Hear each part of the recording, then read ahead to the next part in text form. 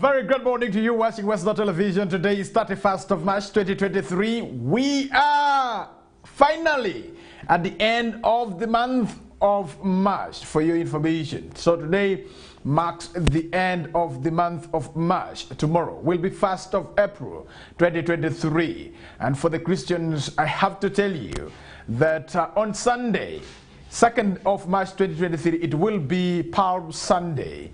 And if you have not gotten yourself palm leaves, please look for palm leaves so that you join the rest of the Christians in the world to celebrate Palm Sunday right there. Meanwhile, for our brothers and sisters in Muslim faith, I know your days are still counting in as far as Ramadan Karim is concerned. So Ramadan Karim to all our brothers and sisters in the Muslim faith, and I know that it is the season of fasting and almsgiving, and I know it is not an easy moment for you right there, but in faith we are always strong when we are fasting for our Lord.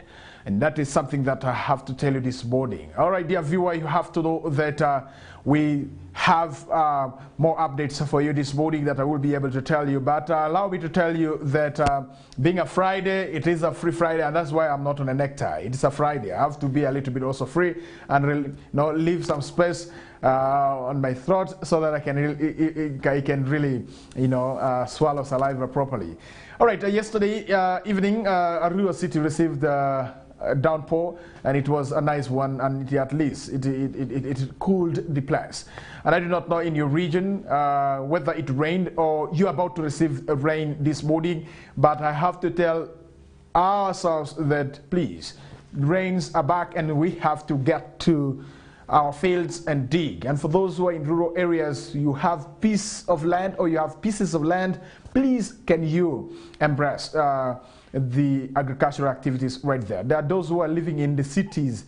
Please, if you're doing nothing in these cities, get back to the village and open up your field, and you'll be able to get great things from the field right there. So that is something I felt it is important I should be able to bring to your attention. Next week, you have to know that it will be a holy week. For your information, if you are a Christian, a Catholic, starting right from that is Thursday, the Triduum, the Holy Thursday, the Good Friday, Holy Saturday, and Easter Sunday right there. So the 4 days in the Catholic faith, we termed it to be the Triduum right there. So Holy Thursday is the day that Jesus washes the feet of the disciples, and that will be demonstrated by the bishops washing the feet of the priests who are in different locations here, to demonstrate what Jesus Christ did to the disciples when he knew that he would be handed over to those who would kill him. And then only that Good Friday, it will be the Friday that Jesus Christ will really suffer and die. And remember, he was made to carry a heavy cross, and we always demonstrate this each and every year what exactly Jesus Christ went through. So we termed that to be Good Friday, and that will be next week. And then Saturday, it is the day that the Christians await the resurrection of our Lord Jesus Christ. So there will be masses that will be celebrated in the evening, and so we have to be awake as we wait for the coming of our Lord Jesus Christ, the resurrection of our Lord Jesus Christ. So that should really get people awake right there. So that is something that you need to know about the week coming right there. As Westnile Television, we shall be able to see how we will be able to cover for you the Holy Week properly, more especially the days that I've been able to mention up to that is Sunday. And don't forget this Sunday, the Palm Sunday, we shall be able to bring for you the mass celebration live for you on your screen from any of the churches that we do have right here in Arua City, for you to get the feel of the Palm Sunday right there, as you also join the rest of the Christians to celebrate the triumphant entrance of our Lord Jesus Christ to Jerusalem right there. So that is something I felt is important. I should be able to bring to your attention. Observations and the events that are coming up. You have to know that today, Friday, Westnile Development Association, in partnership with Westnile Rural Electrification Company, they will be having what we call the dialogue at Muni University. And so the conversations will be around connecting Westnile to the national grid, the issues to do with the status reports from Kokoliriko, status reports from Hydromax, from Electromax. So these are, these are energy companies that are seeing that Westnile is at par with other regions in terms of electricity. So there will be reports that will be got from these companies that are generating and distributing power in this region, and for different stakeholders are called upon to attend this function, also to give in their inputs and getting to understand what is the status like as we talk right now. And that is one of the peaceful means of having engagement with the stakeholders and the wananchi, so that they get to understand. All right, we shall also be able to bring for you the story in our Nilecast at exactly 7 p.m. in the evening on the conversations that will be going around there in as far as electricity dialogue is concerned in this region. And do not forget that from 11th to 13th, President Yoweri Kaguta Museveni will be in the region, moving around to preach wealth creation and shared prosperity as the theme for this year's regional tour that President Yoweri Kaguta Museveni is having. And so in the month of April, from 11th to 13th, he will be here in Western Sub-region. 11th, he will be able to meet the different leaders across Western Sub-region here in Arua City at Golf Ground. So if you are one of those that have been invited officially, make sure that you attend, because different sectors will be presenting their reports, and people will be able to ask questions to the persons who are directly in charge of some of the ministries, departments and agencies of government in this country. And among the issues that will be discussed will be issues to do with electricity, issues to do with road. And remember, this week particularly, the Executive Director, Uganda National Road Authority, Ms. Ellen Kajina, has been in the region touring the different roads under the management of Uganda National Road Authority, and I believe that coming to Western Sub-region will be able to bring hope to the people of Westnile in as far as working on the different roads that we have in this region is concerned. So that is something that you need to know. So there are beehives of activities for your information in regards to the coming of the President of the Republic of Uganda. Different meetings are going on to see that the coming of the President to this region is fruitful. So the meeting started on Tuesday, on Wednesday, I mean, with the on Tuesday, I beg to be corrected right there. On Tuesday, with the leaders from Westnile sub-region converging at that is Hotel Le Confidential, to get communication from one of the lead persons in as far as presidential tour is concerned, and who is none other than the State Minister for Privatization and Investment.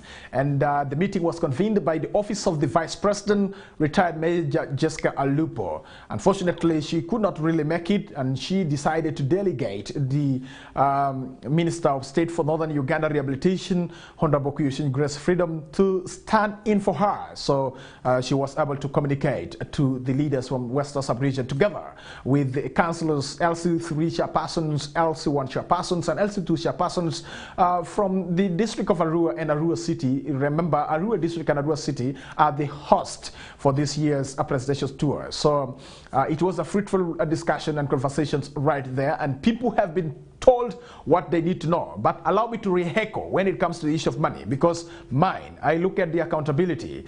Each district will be given 9 million to facilitate those who will be coming to Arua City to listen to President Yoweri Kaguta Museveni, and that will be on 12th. So the money will be meant for the 12th of April, as there will be a public rally that will be addressed by President Yoweri Kaguta Museveni. So Arua City being the host, according to the communication from the State Minister for Privatization and Investment, Honorable Evelyn Nanite, who is also the lead mobilizer in as far as the presidential tour is concerned, she says that Arua City might be able to get 24 million to plan for the people who would be coming on track for the rally of President Yoweri Kaguta Museveni. And the people of Madi sub-region in the district of Obongi, Omoyo and Ajumani, do not forget that you will be able to converge in Obongi for the president's tour right there. And President Yoweri Kaguta Museveni will be able to address you that is in Obongi district. So those in Madi sub-region, the district of Obongi, Moyo and Ajumani, make sure that on 13th you should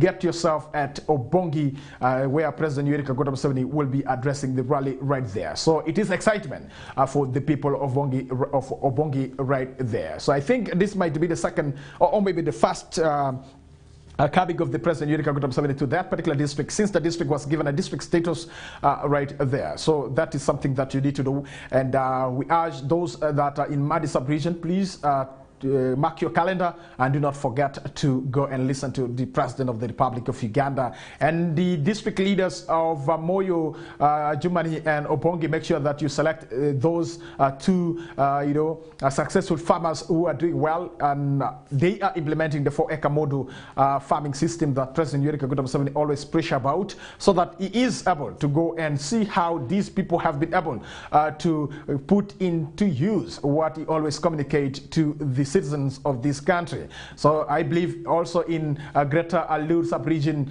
you have selected the farmers that should be visited by President Yoweri Kaguta Museveni. The same apply to those in Arua area, the Greater Arua. Please get those farmers. According to that is Honorable Minister Uda Uleru, who is the State Minister for Veteran Affairs. She has appealed to the leaders not to get those farmers that President Yoweri Kaguta Museveni has been visiting them. Let the farmers this time be new farmers, not the user farmers that are always visited by President Yoweri Kaguta Museveni whenever he comes to this region. And I hope the people of Arua district, you did pick the call very well, because I know of one farmer that is in Arua district. Whenever somebody wants to go and visit a farmer, that gentleman cannot miss out. I can remember vividly during that is the NOSAF 3 supervision by the NOSAF technical people together with the IGG. We were taken to see a farmer who is a renowned farmer who has been in the business of farming for quite a long time. So he was selected as one of the beneficiaries of the NOSAF. But this time around, can we try to identify those one who have just started from somewhere and they have reached somewhere right there? If possible, if we have those who have received the parish development model revolving fund and they are using the money currently to change their lives, I will be very happy, because Museveni is coming to the region is to check how PDM is being implemented. Do not forget, we might have a series of activities and visitors visiting Western sub-region right from maybe today till the time that President Yoweri Kaguta Museveni will be coming to the region.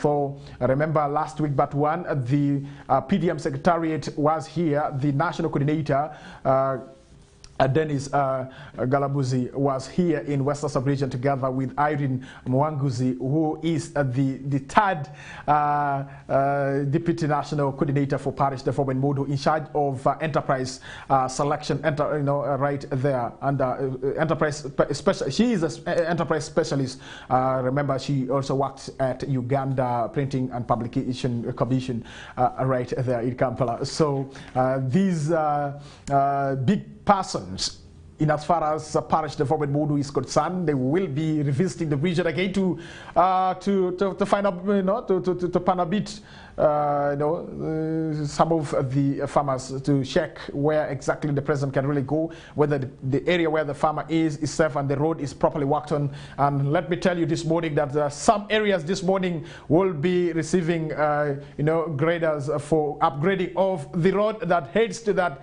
person's farm, because they want President Yoweri Kaguta Museveni to drive on a very nice and good road. And those are some of the benefit of doubts that come when President Yoweri Kaguta Museveni is coming to the region. Even if there's not money, there will be money to work on the road. And if we can really continue to have President Yoweri Kaguta Museveni visiting the region always, let me tell you that each and every person will be aware of what is happening in the country, because that is the time, according to me as Denis Oringi, that I always know that information is shared at the right time for the people, because it will be wrong for those that are in charge of the coming of the President Yoweri Kaguta Museveni to sit on the information and not to pass the information.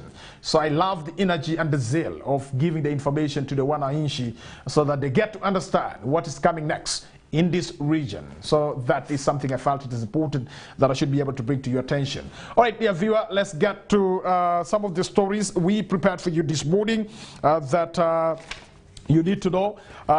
Remember, there are water projects that were opened up in Madi Okolo, but to the dismay of the community members who are supposed to benefit from these water projects, more especially the community who are in Alivu and Dimu, there is a water scheme project that has not been completed, and its completion swings in balance. And Joseph Jurwa was in Madi Okolo district in the area of Alivu and Dimu, and he was able to gather information that you need to know, that there are projects that there are water projects that were opened up, but up to now the projects have not been completed, and the residents are crying, and they are requesting those that are in charge of these projects to complete the projects so that the people can get to safe and clean water. Let's have the story as the producer drops it right there for us.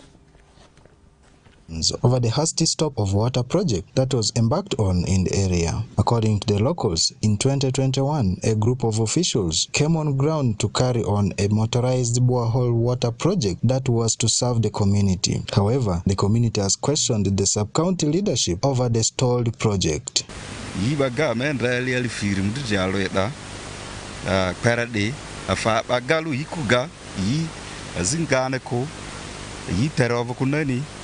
Ma egata kini hivi nraba na gazo vya ba hivi ne ba alo azako akutili alo tetara de iyo geriko community bi vorese fa ke veni ava e ke welcome zo sa andra e pini tsazu yi gazo rese fa ke pini afanyaza geriko mukasi a kindripile a upile ngonde community utoke a ekosi then is current sasi obeke tsande se la teba makodi amazaidi sera yinde sawa ni mudita mingi ambamba mu ezasa ina harusi ari diko balwanda amane mbalo ito sawa ezi angereko sawa ezi kane mberi mavuti abakiri muida ma azida toti.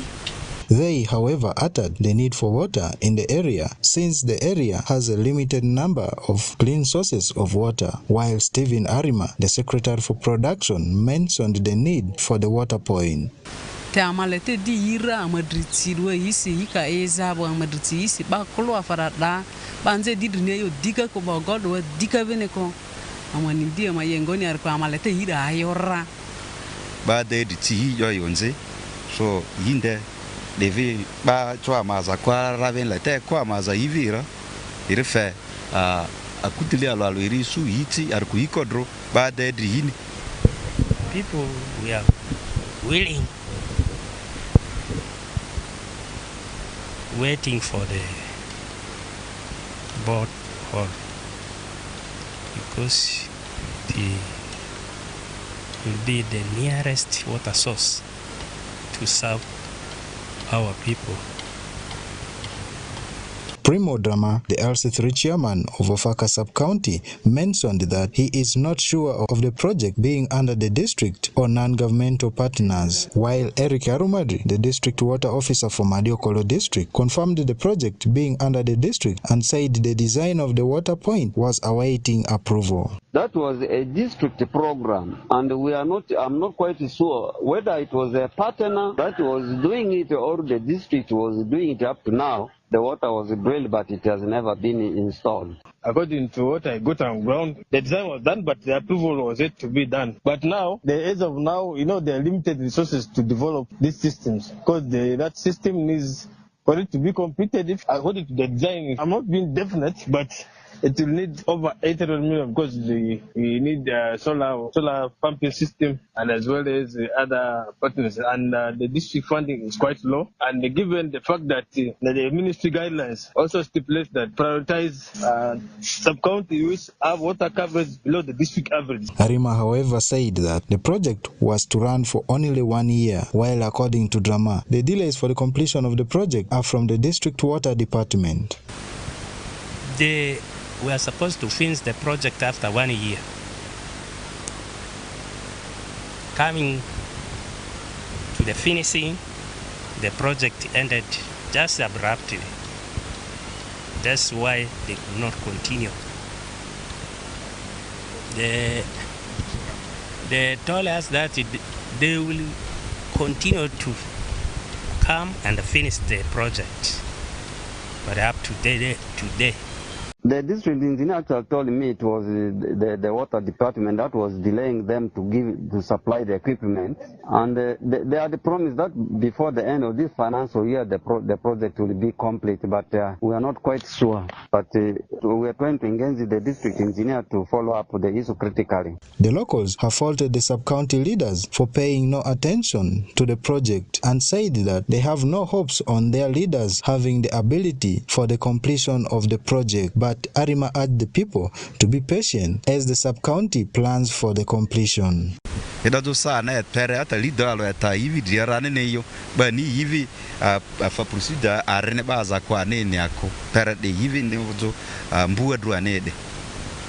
Bazi ya maditepi yale ni apirini ya marki wora yote o imatie. Agirko government ya anda Ofaka sub-county vurusi ana mani ejo azipine gane yo. As council, we don't have enough resources. We told them to wait.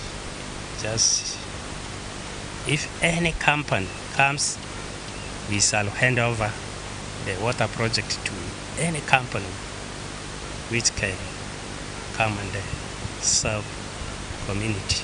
According to the water officer for Madiokolo district, Mr. Arumadi mentioned the financial constraints as one of the factors affecting the project completion and stated that the district has given priorities to the areas with low water coverage. The limitation to develop that well is funding, because the district priorities as of now, as per the guidelines of the ministry, is to handle, and as of now our district sub-county with the water coverage below the district average. We have Wanga, Camp, Ogoko, even in the town council, even we have Power. So when this is a kind of fairer, then that's why major projects will be also taken to other sub-counties. Ofaka is above the district average. For this financial year, what we plan for Ofaka was just to have some borehole, but we are prioritizing so that those other sub-counties, they can also improve. The said water project was drilled on the 21st of June 2021 with a plan of motorizing it to supply Alivu-Demu village in Ofaka sub-county with clean water. Joseph Chura, Westnile TV, Nilecast.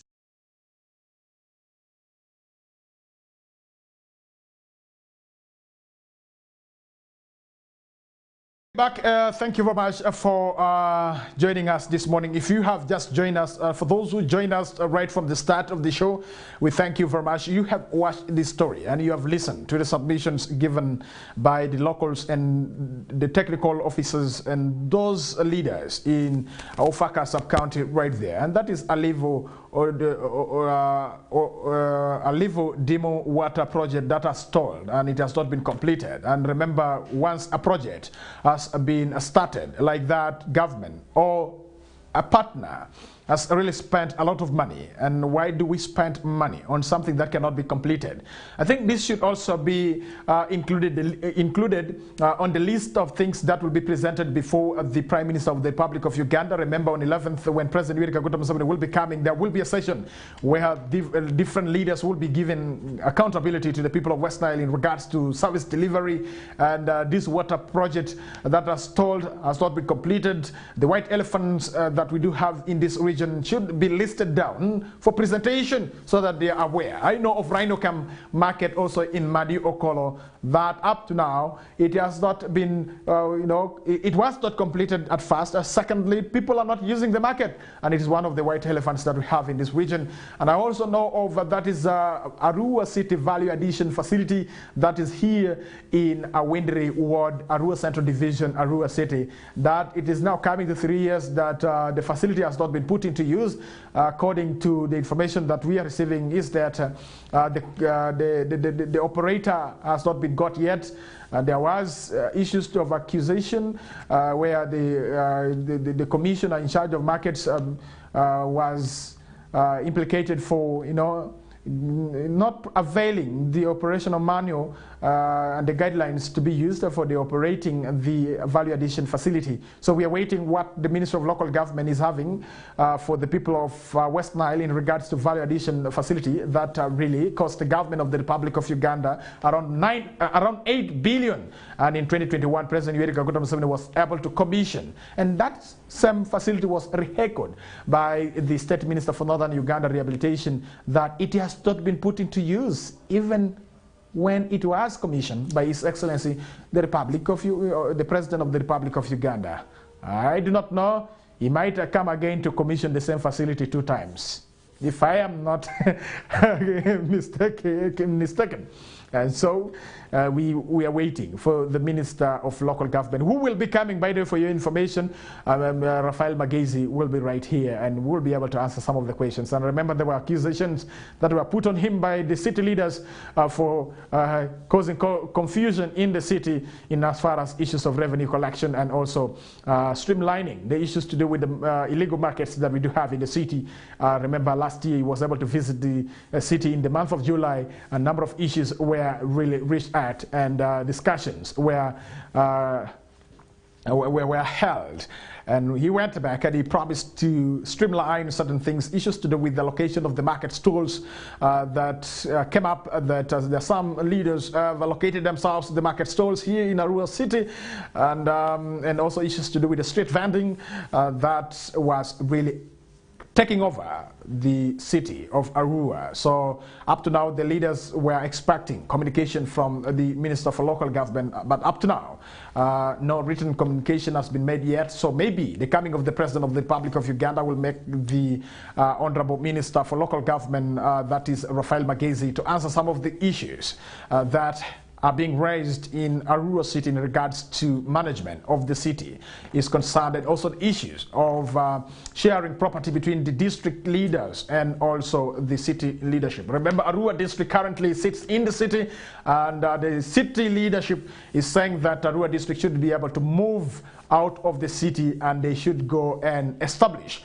their headquarters in the Greater Vura County right there. But since then, Arua has not moved out of the city. The issue of sharing property, whether immovable property or movable property, that issue is still silent. And the ministry responsible, and that is the Ministry of Local Government, is also silent over the issue of sharing property among the administrative units that we have, the city and the district right there. Let us get to Wadlai. You have to know that currently Wadlai Secondary School is being facelifted under what we call the Uganda Intergovernmental Physical Transfer Program with funding from World Bank, and it's being implemented through the Ministry of Education in this country, Uganda, and this is the construction of the seed school at Wadlai Secondary School. Westnile Secondary School was a community school established in 1956 by the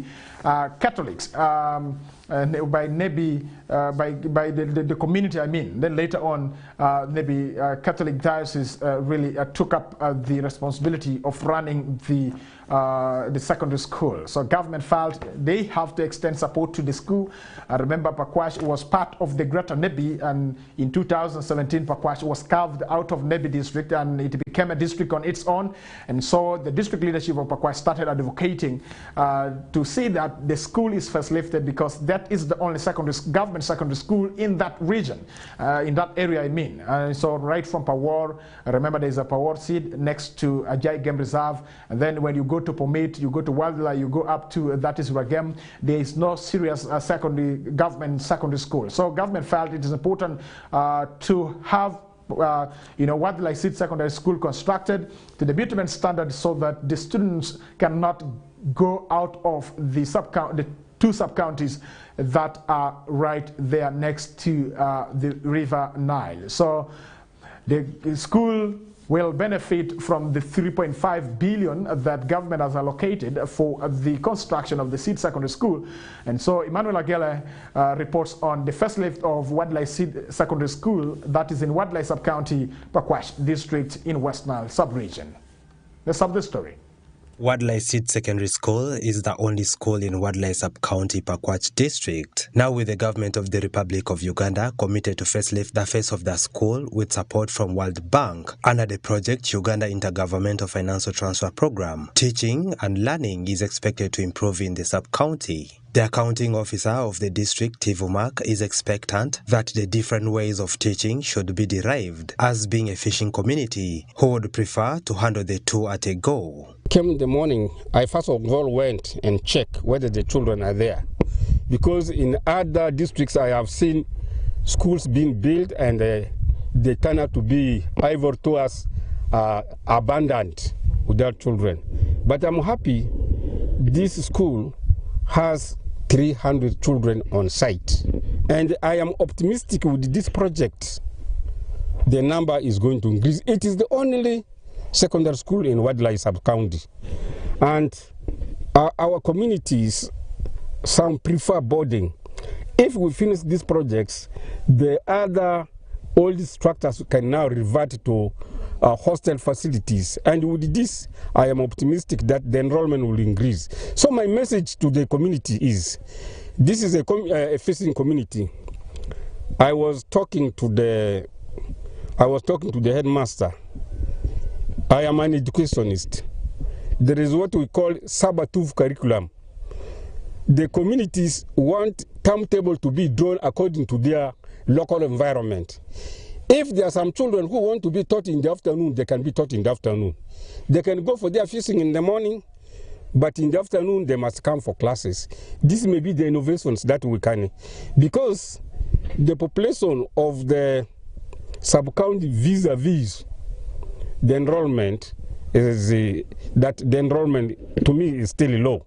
If we have to mobilize all the primary schools, because there are over 9 primary schools in this school, in this sub-county, and if each of them in a year give, let me say, 50 children in P7, and if they came here, we should be having over 300 children in senior 1. So for the 4 classes, this school, the enrollments will be 1,200. So it will require a lot of community mobilization from us, all stakeholders, and also innovations on the part of the school management to see that people appreciate. And we have these days what we call the new curriculum, which is skill embracing. And we should make these children accept and understand how to be taught and apply so that people know that education is relevant. At times people abandon this project. They said the schools, they say it is wasting time. Say, I'm in school for 7 years, but I'm poor. What can I do? But now with the new curriculum, which this school as a government school is embracing, I think these innovations is going to help people to embrace the school. Pithwa Kenneth, the head teacher of the school, is optimistic that the issue of the students traveling long distance shall be shortened as they shall allow admitting students for boarding. Yes, we have 326 learners at the moment, and since the establishment of this school, we had only one 4-classroom block, with the rest of the facilities lacking. For instance, we did not have a functioning science laboratory. We didn't even have ICT lab. Library has not been there, and the rest of the facilities that a school should have. So we have been struggling with what we have until last year, 2022, when the government given us this project under World Bank, that is Uganda Intergovernmental Transfer Program, Phase 2.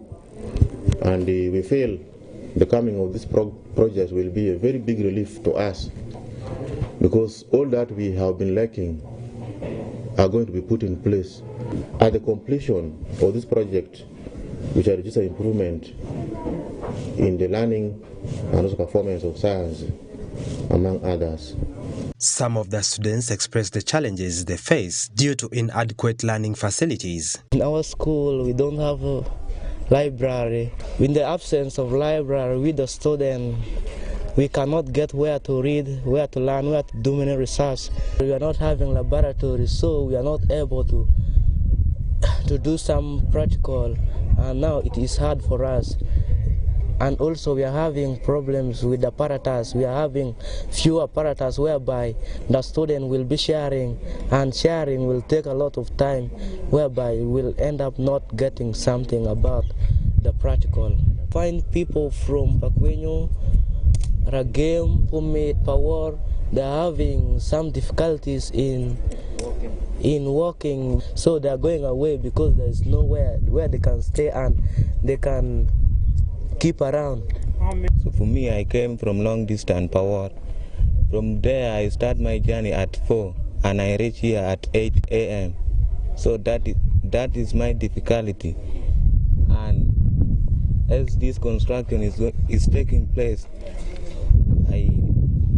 I know that this will help me from this problem.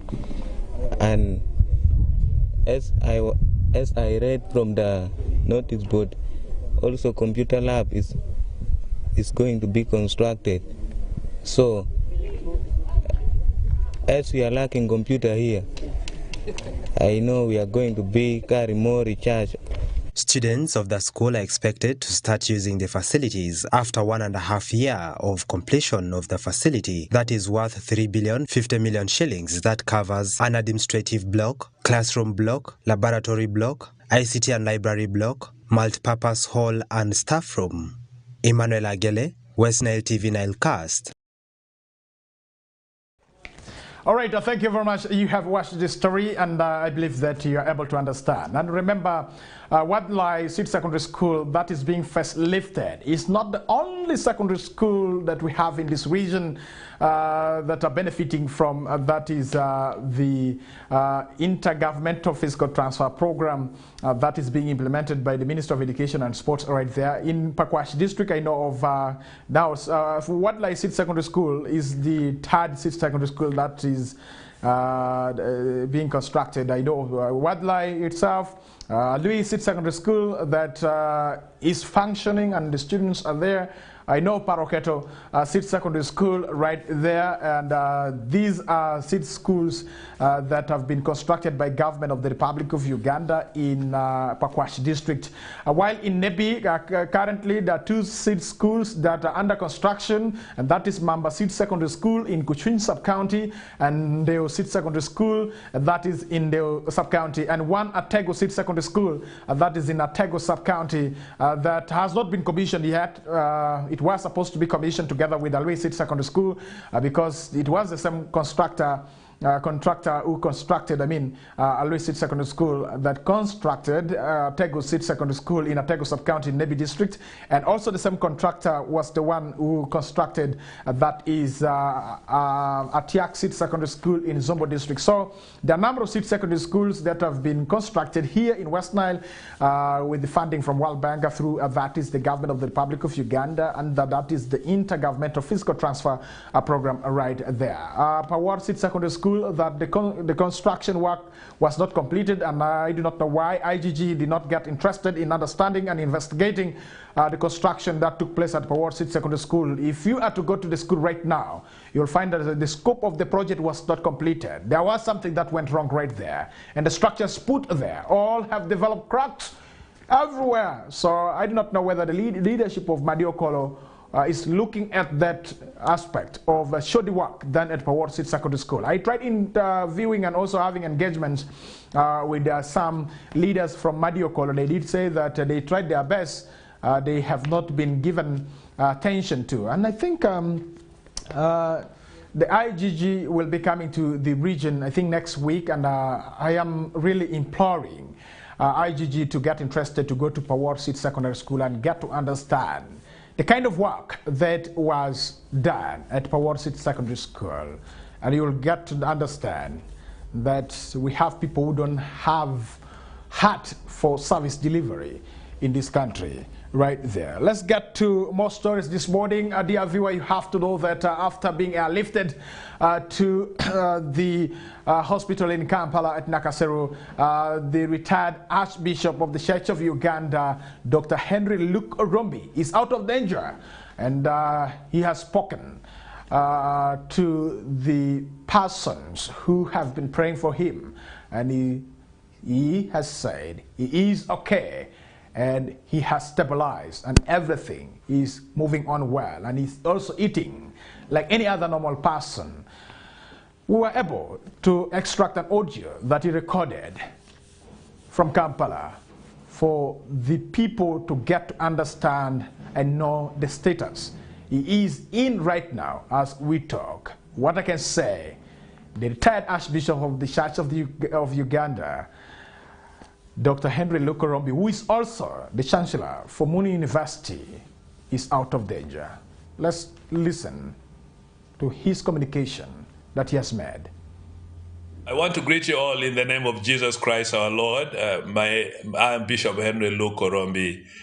I want to say thank you to everybody who made sure that I was taken care of right from the health center in Goli through to Kololo airstrip where we landed. I did not know anything. I was told the bishop took charge, and as we came into the health center in Goli, the dean was responsible.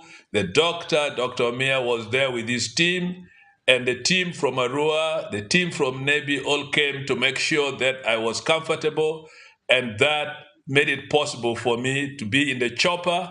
I had no idea how I came to Goli Health Center, how I even entered into the chopper. I had no idea until we landed in Kololo airstrip. Then when we landed in Kololo airstrip, I became aware I needed to go for a short call, and I requested, nobody even listened to me. But then that at the time, they took me into an ambulance already made ready by Dr. Lenyo, who had come equipped to take me from Kololo airstrip up to Nakasero Hospital. Thank you so much, Dr. Lenyo, and your crew. Then we got into the hospital, and I had no treatment except they were observing my temperature, they were observing my BP, they were examining anything they were examining on a monitor. They never gave me treatment until mid-morning. By lunchtime, I was ready to eat.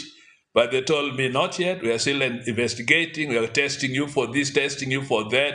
And then eventually later in the evening, we were released. I went home, I ate my supper. That was Tuesday supper. And then the following morning, yesterday, I had my breakfast, I had my lunch, and I had my supper. Now, this whole scenario is taking place physically. I'm not feeling unwell. No headache. I'm not even having diarrhea. I'm not having anything to say I am in pain here and there, except for that vomit. The vomiting came in a very, very unusual way. About 4 to 4:30, I was seated talking to one of my spiritual daughters. The nausea came in. I went to look for Coke to just settle my tummy. That was impossible. Then I started throwing out. Then I was ready for 5 o'clock tea, which I could not even finish a cup. I could not eat anything. My stomach was unsettled. And that was the story. After that, between 7 and 8, I had no clue. I had lost consciousness and I was taken to the health center, eventually to Kampala. I had no clue. Let me say thank you. Thank you to everybody who got involved. People from Arua Referral Hospital, RDC, Nebi, Robert Abak, plus LC5 Chairman Emmanuel Urombi, the team you gathered from Nebi to come up to Goli. I heard how people worked and worked so collectively, so lovingly, until I was evacuated from Goli up to Kololo. What an amazing show of your love to me. Let me say thank you. I want to appreciate your love. I want to appreciate your support, because at that time for myself, I could do nothing. My family, Mama Phoebe was there, and my son Daniel was there. Sam, my assistant, was there. And had other people who were there to see me off and to accompany me in that chopper, and I knew nothing. I felt I was flying, going abroad in a big jet, but then it turned out to be a chopper. I had no clue. We landed, I had no clue until I was being taken out of that chopper. Up to now, we are investigating. All kinds of tests are being taken around. At the moment, they haven't found anything. They were suspecting there could have been a stroke coming. They are still concluding. Their conclusion will come tomorrow, Friday. But after all, the Lord has taken charge of everybody. Thank you for praying. People have prayed, and we are hearing echo of your prayer. Me, they have taken away my phone. So if you're not hearing my voice on the phone, because they're confiscated by very serious family members here, and that's okay for me. At least you can check. Now I have talked to you. I am feeling a lot better. I had my breakfast this morning, and I'm just going to take a little rest here, because people would like to see me. But if you can't see me, rest assured, your prayer has worked. And I want to bless you and thank you. We shall come back home at the right time when we are all done in Kampala, because again, we want to tell people at home, if you did not love me, you would have never prayed. If you never prayed, God would have never acted the way he did. So blessed be his holy name, and a big thank you to everybody concerned in Jesus' name. And I want to say again, the Lord has always been in control. It's not difficult to die, but you can only die when God says yes. And therefore, it is not yet a yes for me. I'll continue serving him. May you have a wonderful day, and the Lord bless you. Thank you.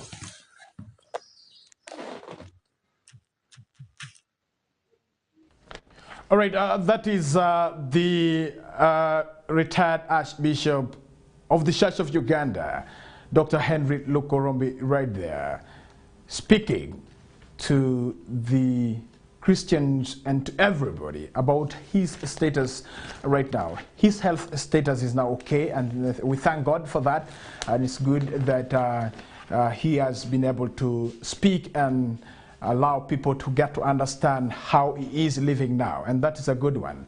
And let's continue to pray for him, and also pray for ourselves, and also pray for those who are still sick in their sick beds in the different health facilities that we have in this region, Uganda. All right, dear viewer, let's get to more stories at the national level right here. You have to know that on Wednesday, the Parliament of the Republic of Uganda was able to listen to the status report of the parish development model, and where the members of parliament were able to listen to the status report for the parish development model for the sub-regions we have in the north. We talk about Westnile sub-region, Asholi sub-region, and Lao sub-region. Allow me to tell you that Parliament commenced scrutinizing sub-regional oversight reports on the parish development model. The parish development program targets 39% of households which are still in subsistence farming. 39% of the households in our country, Uganda, are still in the subsistence farming, with the objective of enabling them to increase agricultural productivity and value addition through access to a revolving fund at affordable rates. So the revolving fund is being given to the beneficiaries at affordable rates. I won't be able to tell you the rate there. I have been told it is only 6%. If you have borrowed from the PDM circle, you will be able to pay 6% of what you were able to borrow, to see that you can again borrow if you want to borrow after fulfilling the agreement that you have reached at with the executive members of the circle groups that you belong to. Now, on 2nd February 2023, Speaker Anita Among sent members of Parliament on a 2-week recess to carry out oversight of parish development model implementation activities in the respective constituencies and submit to Parliament a sub-regional report of their findings. During a plenary sitting on Wednesday, 29th of March 2023, House started receiving the oversight reports, with the Lao sub-region being the first to table their findings.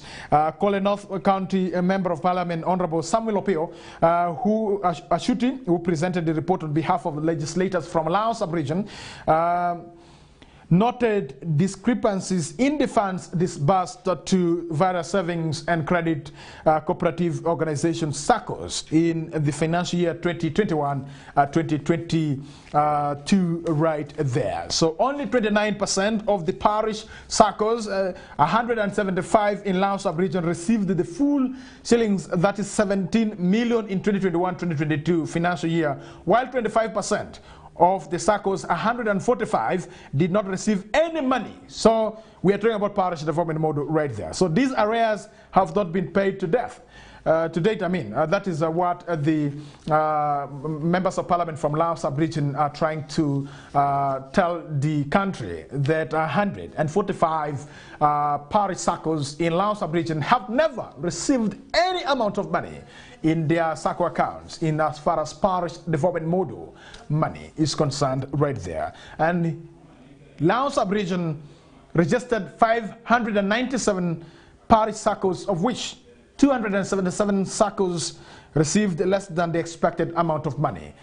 And you have to know that by the end of the financial year 2022-2023, Minister of Finance, Planning and Economic Development is expected to disburse 100 million to each registered SACCO, with 25 million shilling expected to be released in every quarter of the financial year. And where are we? We are in the 3rd quarter of the financial year 2020 to 2023, and by June 30th we will be done with that is the financial year 2022-2023, and we shall be starting another financial year. Will the Ministry of Finance and Planning, Minister of Finance, Planning and Economic Development be able to release 100 million as promised to the Ugandans in as far as parish development model is concerned? And 100 million is supposed to be released to all the parish SACCO accounts for this financial year 2022-2023. I do not know whether there will be magic that will be performed to see that each parish received the 100 million in their SACCO account. If others have not even seen a drop of coin in their bank account, will this be possible? We are waiting for the President to come to Western Sub-Region, and we shall be able to ask the Minister for Finance, Planning and Economic Development, Honorable Matia Kasaija, and I've been told he will be around here, because we cannot be talking about PDM without him being in attendance, because he is the minister in charge of finance here in our country, Uganda. However, 582 SACCOs in Lao sub-region have so far received the 25 million, while 15 did not receive any money out of the 25 million that they were disbursing right there. So this has been attributed to errors in the account names and numbers, while some were not recognized by the Finance Ministry as parishes. So should we say that there are ghost parishes that have been created in the name of the PDM? I do not know. I leave it up to you, more especially the legislators, to do their oversight role, because that is one of their responsibilities as members of parliament. And so if you have a member of parliament who does not come back to the constituency to find out how government programs are being implemented and address some of the issues that are being raised by the voters in their constituency, then that person or those persons are not members of parliament. They are there for business. And Opio said that failure by the ministry to release all the funds in line with the cabinet's decision has created mistrust in the population about the intended purpose of the parish development model program right there. He also noted that none of the parish circles has disbursed funds to the beneficiaries. That is in Lao sub-region. And the report urged the ministry to pay arrears and outstanding payments from the 2 financial years to the respective circles before the end of June 2023. I do not know whether Westnile report is different from the report given by the members of parliament from Lao sub-region. Maybe the only difference that we might really see with the report will be aspect to do with the numbers in terms of the number of parishes that we have in the region, because as a person who has also been following up on this particular story of the parish development model in different districts that we have in Western sub-region, I can also confirm to you that Marasha district, there are some parishes that never received this money that we are talking about here. And much as last 2 weeks ago, the PDM Secretariat members were here in Western sub-region, I have to tell you that some people were getting SMS for them, telling them that they have received the money from the PDM SACCO. But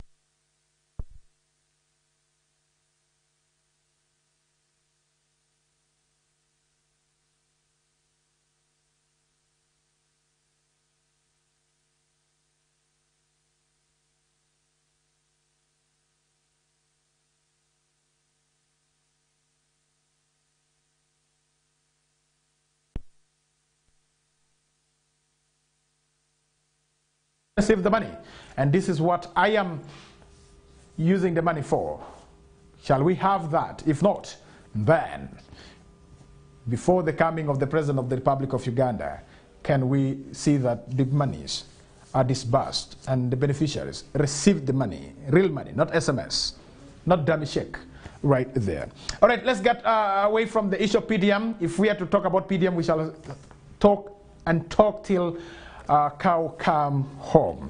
And then let me tell you this, another story. Speaker of Parliament of the Republic of Uganda, Right Honorable Anita Mong, has ordered Ogwang to apologize over Crane's Egypt's match against Tanzania. Remember, this match was not played here in our country, Uganda. It was played in Egypt. So this has not gone well with the Speaker of Parliament of the Republic of Uganda. Why should Uganda go and play in Egypt with Tanzania? As if as a country, we cannot develop a stadium that can be used for playing a game.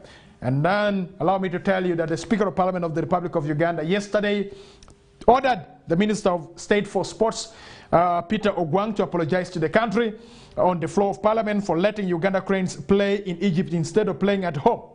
Quoting her verbatim, saying that, tell us the reason why we should not hold you accountable for a negatory expenditure of paying money to play a game in Egypt. So government of the Republic of Uganda has spent money, has paid Egypt to allow Uganda Cranes play right there.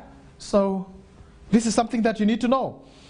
And that is a negatory expenditure, which money you should have used to play from here. So that is the statement coming from the Speaker of Parliament of the Republic of Uganda, Right Honorable Anita Mong. She is not fine with government of the Republic of Uganda spending that huge amount of money in Egypt. You should have invested, and that's what she's saying. You should have invested.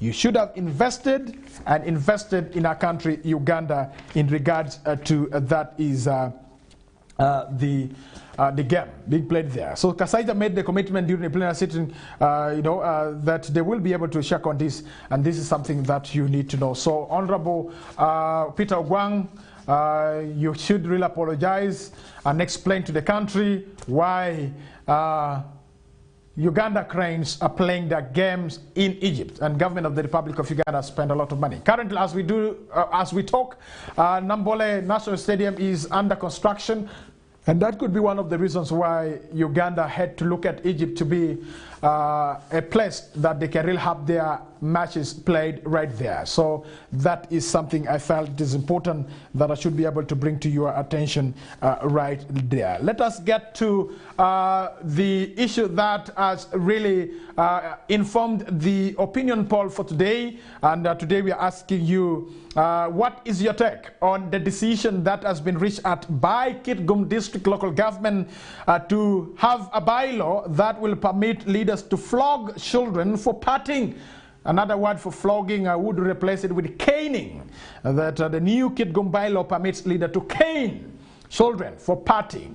Right there. What is your take? Is it a right decision? Is it a right bylaw? Is it a good bylaw to have children who go for disco caned? And do you know how many strokes that these children will receive? They'll receive 20 strokes right there. So a sub-county that is in Kitgum District has passed the bylaw which mandates any local leader to flog a child 20 strokes of cane for partying. Under the local law, a parent to a child found in a disco hall shall also pay a maximum fine of 20,000 Ugandan shillings.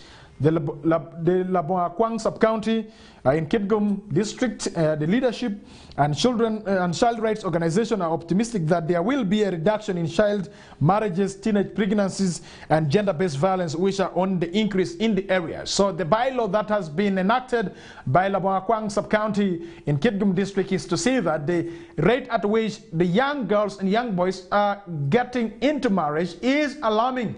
And the issues to do with teenage pregnancies is on the rise. So they feel that by having a bylaw that will permit the local leaders to cane the children 20 strokes will really curb these vices we are talking about. And we are asking you this morning, what is your take on this new bylaw that has been passed by Laboakwang sub-county in Kitgum District to have these children who are always found partying caned 20 strokes? Or else the parents will be able to pay 20,000 Ugandan shillings as fine. And this is what we want to hear from you. Speaking to the same event later, Gender Officer Ronnie Olau condemned the law's provision on flogging youngsters as promoting violence. And so there are critics who are really criticizing this particular bylaw that Laboakwang sub-county in Kitgum District has enacted in regards to curbing teenage pregnancies and child marriages that are common in the sub-county and in the district at large. So we are waiting to see whether these will be put into proper use. So dear viewer, that informs the opinion poll for this morning. If you are watching us from different parts of this country, those who are following us live from YouTube page, we do appreciate and thank you very much. Let's go for a break, and when we come back we shall be able to sample some of the comments that you have been able to drop, and we shall also be able to give you more updates that you need to know right here in our country, Uganda. You are watching Westnile Television. We are coming to you live from the heart of Arua City, plot 39A, Weatherhead Park Lane, next to the Presidential State Lodge here in Anyafio. My name is Denis Oringi, and it is Kokoliriko, the Friday edition. Today is 31st of March 2023. Tomorrow will be 1st of April 2023. For those who do not know, mark your calendar that we are going very fast, especially this particular year. With the coming of the rain, let us embrace the rain as we look forward to having something that we can really eat as family members. Good morning.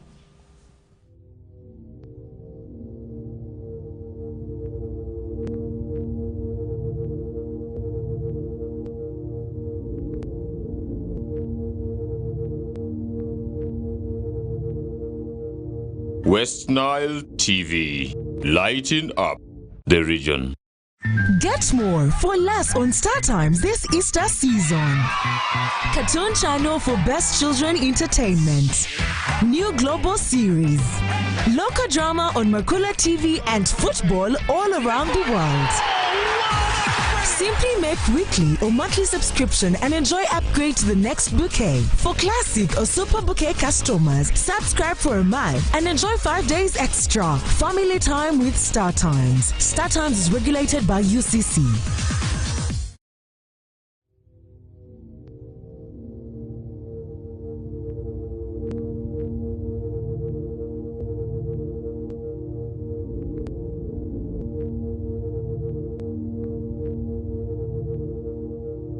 Westnile TV, lighting up the region. Welcome back. You're still watching Westnile Television. My name is Dennis Oringi, and it is 19 minutes past over 8 a.m. right here on Westnile Television. I still have more for you this morning, dear viewer, that I should be able to bring to your attention right this morning. That you have to know that shillings are 4 billion to be released for farmers' seeds. So the farmers, you should be clapping your hands as you wait for the seeds that will be distributed by the government of the Republic of Uganda. Since the Minister of Finance, Matia Kasaija, has said the 4 billion has been allocated for the purchase of seeds for the farmers. So the Minister of Finance, Planning and Economic Development, Matia Kasaija, has pledged to release 4 billion to help in distribution of seeds to farmers that we have in this country right there. So you have to know that this money will be used for procuring seeds to be given to the farmers. Kasaija made the commitment during the plenary sitting yesterday, 30th of March 2023, following a directive from the Speaker, Anita Monk, that a statement on distribution of seeds is made. And quoting him, that is Matia Kasaija, saying that I am reliably informed that last season we needed only 4 billion for procurement of seeds for members of parliament to distribute to farmers. Let us go and look for the shillings 4 billion. Give it to the National Agricultural Advisory Services so that you take seed to your constituency. So, Mastia Kasaija is a very wise man.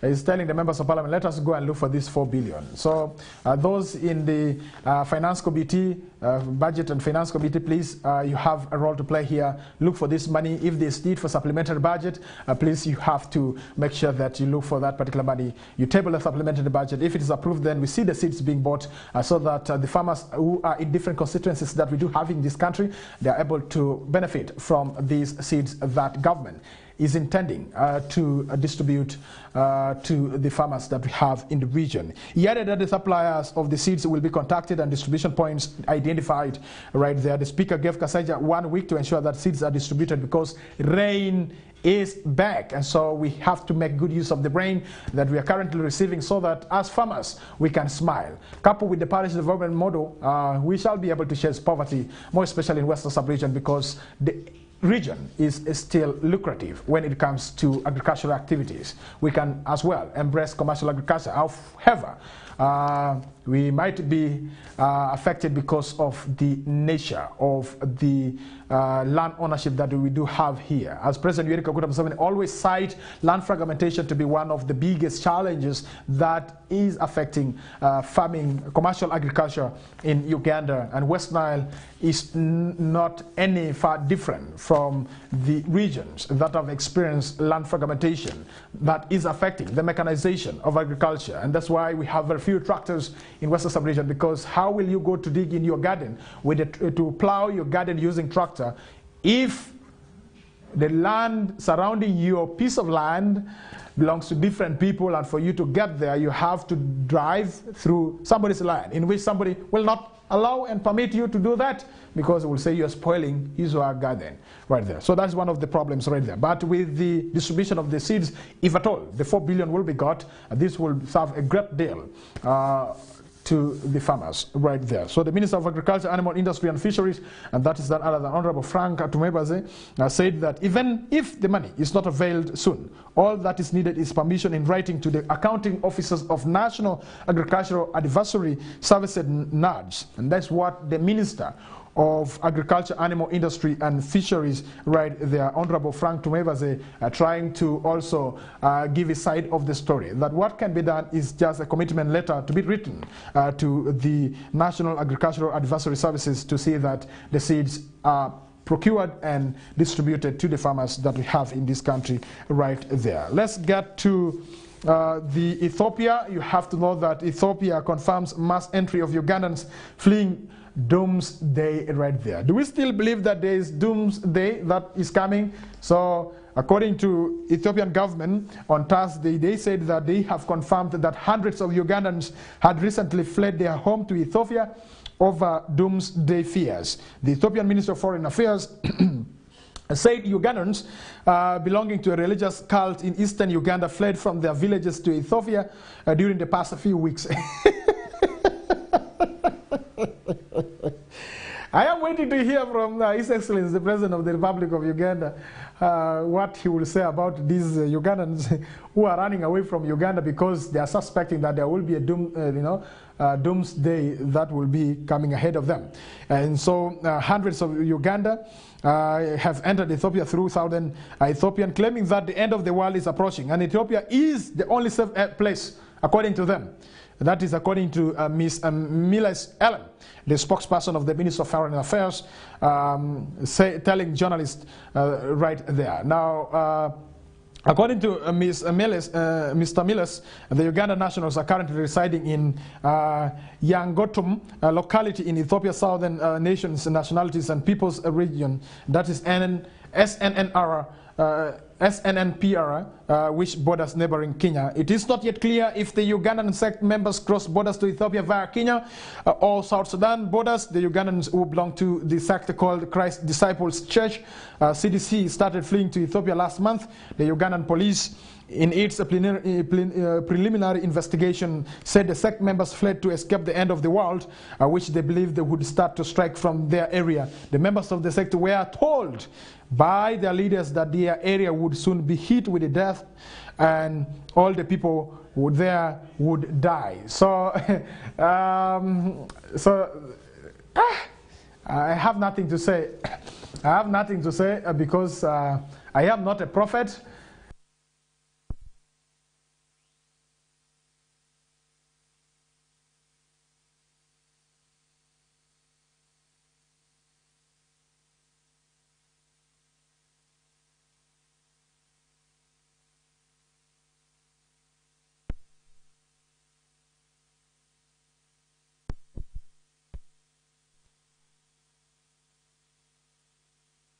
Having a number of Ethiopians who are living in Uganda, they are also leaving their country, coming to Uganda. And so now we are also running the other side. So, the thing is so confusing, eh? Last but not least, 4 minutes to 8:30 a.m. here on Westnile Television. Police yesterday nuked belated Women's Day celebrations in Mityana district right there. And so the police was able to release pink water on those who gathered to celebrate the International Women's Day celebration in Mityana district, convened by the woman member of parliament for Mityana district, who is none other than Honorable Joyce Bagala right there. So unfortunate point is that the police could not allow them hold the Women's Day celebration right there because I think to police they never written to them, so it was regarded as unlawful gathering.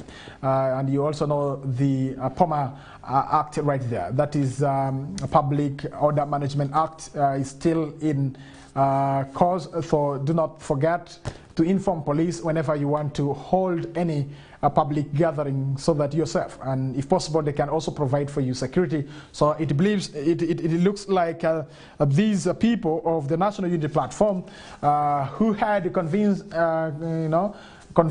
at Mityana for the belated Women's Day celebration never informed the police, and that's why police had to use pink water to disperse them right there. So for those who have seen pink water, you can remember vividly that during the 2011 walk to work that was in a country, that was the time that Denis Oringi started seeing that there's a water called pink water, and this water is being used for dispersing those who are protesting or those who have unlawfully gathered in their area right there. Let's get to opinion poll. 2 minutes to 8:30 a.m. in the morning here on Westnile Television. My name is Denis Oringi. I'm glad you're still watching Kokoliriko show on Westnile Television. It's a show that comes away every Monday through Friday from the hour of 7 a.m. up to 8:30 a.m. in the morning, where we give you every information that you need to know from Western Sub-region, northern Uganda, and also what is happening at the national scene, and also what is happening in our neighboring countries that we have right there. So our opinion poll this morning, we are asking what is your opinion in regards to the bylaw that has been enacted by Laboakwang sub-county in Kitgum district to have the children who are always going for partying flogged 20 strokes each, and their parents fined 20,000 Ugandan shillings. Can we hear from you? Is it a good move by the sub-county to come out with such bylaw to curb the vice of child marriages, teenage pregnancies in the district of Kitgum right there? So we have a comment coming through that is from Ausa Fredox, who will say that I condemn that bylaw which is against the human rights. I recommend leaders, to suggest what we call other precautionary measures to give, problems affecting them other than flogging these children.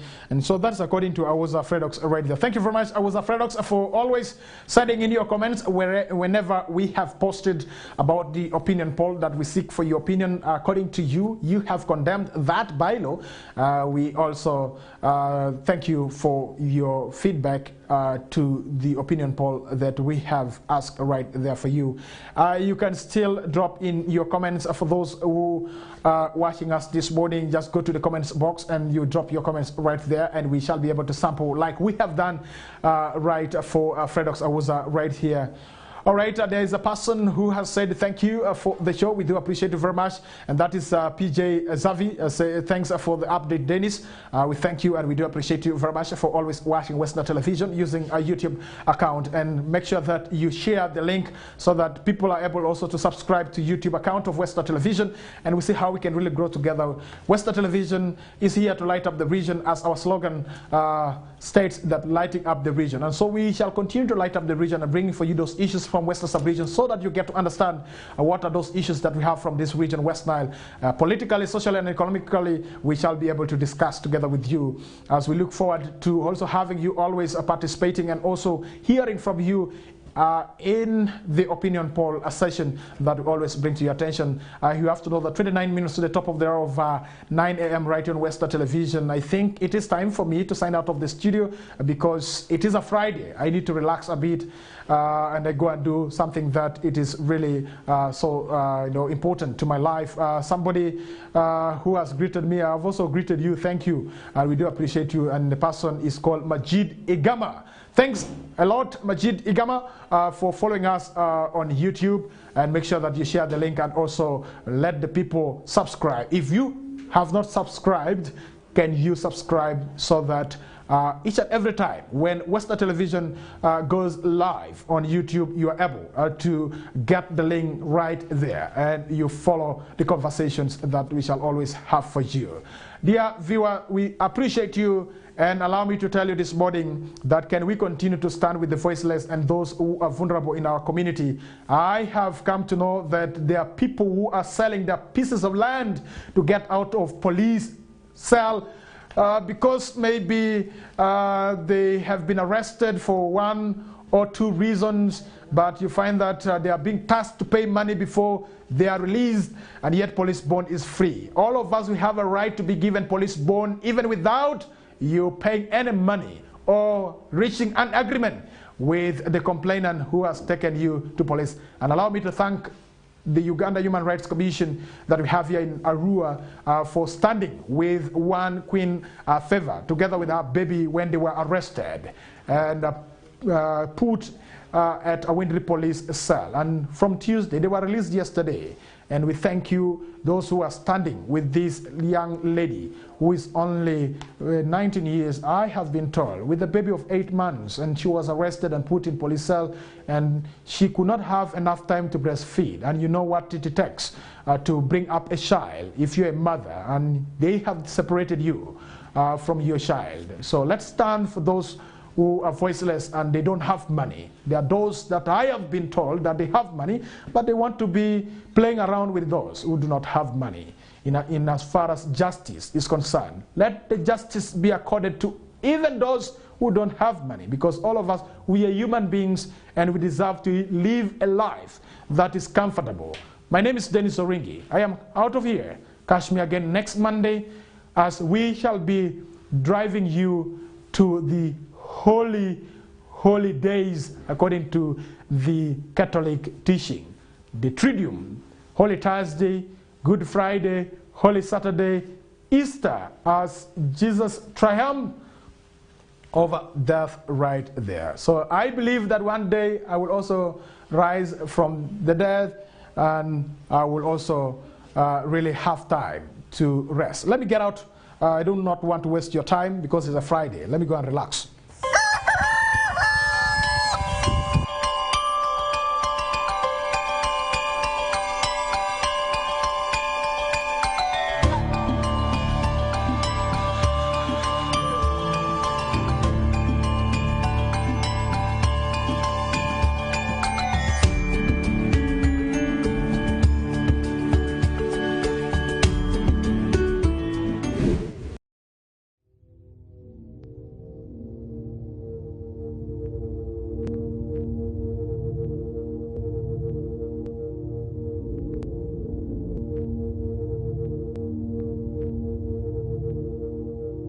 Westnile TV, lighting up the region. Get more for less on Star Times this Easter season. Cartoon channel for best children entertainment. New global series. Local drama on Makula TV and football all around the world. Simply make weekly or monthly subscription and enjoy upgrade to the next bouquet. For classic or super bouquet customers, subscribe for a month and enjoy 5 days extra. Family time with Star Times. Star Times is regulated by UCC.